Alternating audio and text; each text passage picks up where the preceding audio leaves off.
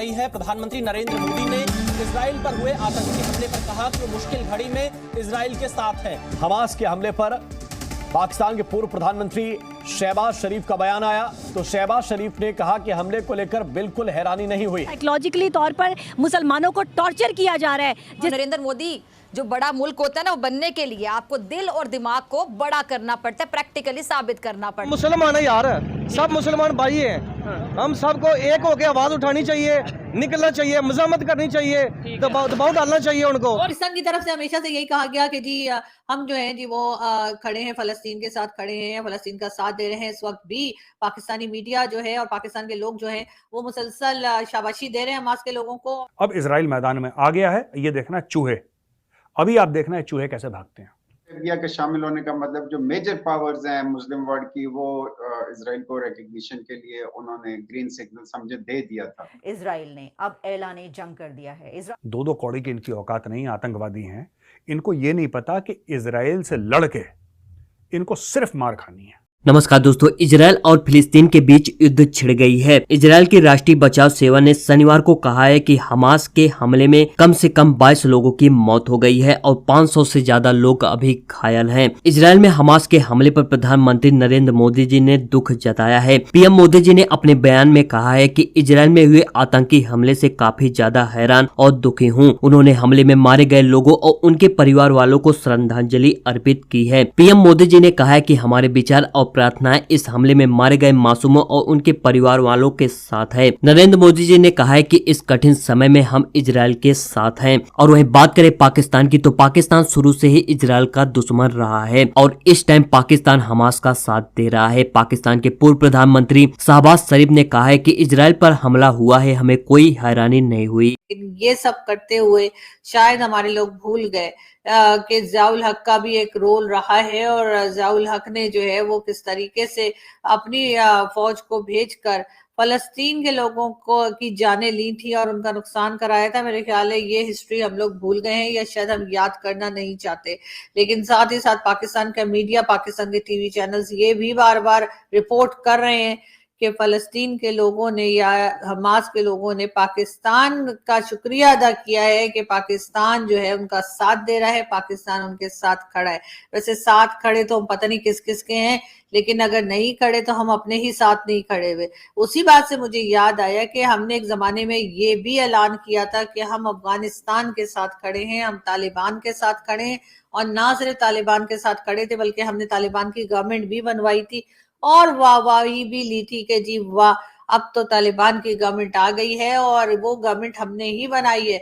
लेकिन उसके बाद हुआ क्या, हमारी जो बॉर्डर्स हैं उसके ऊपर जो हमने देखा कि जिस तरीके से अटैक्स अभी तक चल रहे हैं टीटीपी के, उससे बचाने वाला हमें कोई नहीं है। यहाँ तक के तालिबान खुद भी जो है वो हमारा साथ नहीं दे रहे। उन इसराइल में जाके मिल रहे हैं, ठीक है ना। जब इसराइल ने, हमने इसराइल को तस्लीम ही नहीं किया। अच्छा। हम इसलिए तस्लीम नहीं करते कि इसराइल मुसलमानों पे जुल्म कर रहा है, ठीक है ना। ये जुल्म को रोकना चाहिए। ये इमरान खान ने भी पहले आवाज उठाई थी, उसके अलावा आज तक किसी ने आवाज नहीं उठाई। किधर है मुल्ला डीजल, किधर है अभी? वो बहुत बातें कर रहा है सियासत के लिए, वो मैदान में आ जाता है। आज उसको सामने आना चाहिए ना, क्यों नहीं आ रहे? किधर है पाकिस्तान के मौलवी, किधर है पाकिस्तान की जमातें? क्यों नहीं है मुसलमानों के खिलाफ आवाज उठा? इसराइल सबसे पहले फलस्तीन के बारे में वो जब तक वो मसला हल नहीं करेगा अब तक तस्लीम नहीं करेंगे फलस्तीन इसराइल को, ठीक है। पहले वो फलस्तीनियों पे हमला बंद करे, उन पर जुल्म से बंद करेगा तो फिर उसको। आप क्या कहना चाह रहे हैं? ਅਸੀਂ तस्लीम कर बैठे हैं, तुसी ना करो। आपने इसराइल को तस्लीम कर लिया, आप पाकिस्तान में खड़े हो गए। ये जाकर देखो कितने अच्छे लोग हैं, बहुत अच्छे, इसलिए मुसलमानों पर जुल्म कर रहे हैं। और कोई नहीं जुल्म करता, नेट पे देखो ना, फलस्तीनियन नहीं उन्हें खिलौने देंगे। नेट पे देखो ना क्या हो रहा है।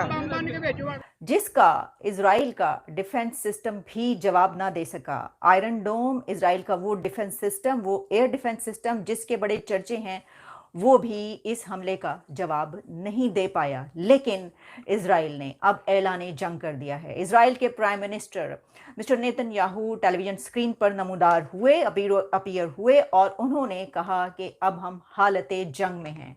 और उन्होंने अपनी नेशन को कॉल दी यूनिटी की, जिसमें उनका ये कहना था, I call all citizens of Israel in order to achieve victory. ये कौन सी विक्ट्री है? ये विक्ट्री है in war, victory in war against Hamas. तो इसका मतलब ये हुआ कि यूक्रेन और रशिया की जंग के बाद अब हम एक और बड़ी जंग में दाखिल हो चुके हैं। ये वो लोग हैं जो इंटरनेशनल लॉ की वायलेशन करते हुए ना तो कश्मीरियों को राइट देना चाहते हैं, ना अफगानिस्तान में ना इराक में जो लोग अंडर अटैक रहे हैं उनको राइट्स देना चाहते हैं, और ना वो फिलिस्तीनियों को राइट्स देना चाहते हैं। और जो उनकी कैलकुलेशन और प्लानिंग है, जब उसके अगेंस्ट कुछ भी आएगा तो जाहिर है वो वर्ड टेररिज्म ही यूज करेंगे, दहशतगर्दी यूज करेंगे। लेकिन बार-बार मैं ये इस पे स्ट्रेस करना चाहूंगा कि यूनाइटेड नेशन चार्टर जो था दुनिया की बहुत बड़ी अचीवमेंट थी और इंटरनेशनल लॉ भी इसी बेस पे बना, और उसमें जब ये कह दिया गया था कि जहां पे भी ऑक्युपाइड लैंड है, अगर लोग अपनी ऑक्युपाइड लैंड की आजादी के लिए कोई इकदाम करते हैं तो उसको उनको फ्रीडम फाइटर कंसीडर किया जाएगा, उसको फ्रीडम फाइटिंग यानी वार फॉर फ्रीडम कंसीडर किया जाएगा, और कहा गया इंटरनेशनल लॉ में इसकी एक लेजिटिमेसी है। अब जब उसको आप नहीं इम्प्लीमेंट कर रहे, तो फिलिस्तीनियों के पास मेरा ख्याल नहीं कि कोई रास्ता बचता हो कि जब आप कानूनी तौर पे भी उनको हक नहीं दे रहे, आइडियोलॉजिकली भी हक नहीं दे रहे, और उनको जिंदा यानी जेल में ऐसे अंदाज में आपने रखा हुआ है दोनों जगहों पे कि जहां पे वो उनके पास अब जिंदगी या मौत के अलावा एक ही रास्ता बचता है कि या तो इज्जत की जिंदगी उनको दे दी जाए या फिर वो मौत का इंतखाब कर लें। हमास के जंगजू इजराइल में 20 किलोमीटर 20 to 25 किलोमीटर तक दाखिल हो गए मुख्तलिफ इलाकों में। हमास के जंगजू किस तरीके से दाखिल हुए, उन्होंने इसके लिए गाड़ियों का, जीपों का, मोटरसाइकिलों का और पैराग्लाइडर्स के तौर पर और बोट्स का इस्तेमाल किया, यानी फ़ज़ाई हमला, ज़मीनी हमला, और जिस तरीके से भी वो इज़राइल में दाखिल हो सकते थे उस तरीके से वो इज़राइल में दाखिल हुए।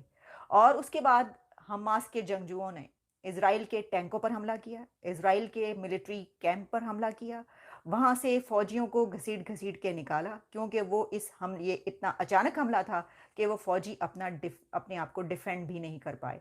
वहाँ से फ़ौजियों को निकाला गया, सड़कों पर घसीटा गया, उनको मारा गया, हलाक किया गया। ना सिर्फ मर्द फ़ौजियों को बल्कि ख़वातीन, ये इतना अचानक हमला था कि वो फ़ौजी अपने आप को डिफेंड भी नहीं कर पाए। वहाँ से फ़ौजियों को निकाला गया, सड़कों पर घसीटा गया, उनको मारा गया, हलाक किया गया। ना सिर्फ मर्द फ़ौजियों को बल्कि ख़वातीन फ़ौजियों को, इज़राइल की जो इस वक्त विमेन सोल्जर्स हैं वो बड़ी तादाद में ना सिर्फ ये कि हलाक भी हुई हैं बल्कि उनको होस्टेज बना लिया गया है। बड़ी तादाद में हलाक करने के बाद, क्योंकि अभी तक की जो इस वक्त मेरे सामने रिपोर्ट्स हैं, इज़राइली मीडिया जो कह रहा है उसके मुताबिक तकरीबन 200-300 से ज़्यादा वहाँ पर इज़राइलियों की हलाकतें हो चुकी हैं, जिसमें सिविलियंस भी शामिल हैं, जिसमें वहाँ के सोल्जर्स भी शामिल हैं, जिसमें वहाँ की वेमेन सोल्जर्स भी शामिल हैं, और इसके अलावा 2000 से ज़्यादा लोग वुंडेड हैं, यानी कि ज़ख्मी हैं इस वक्त।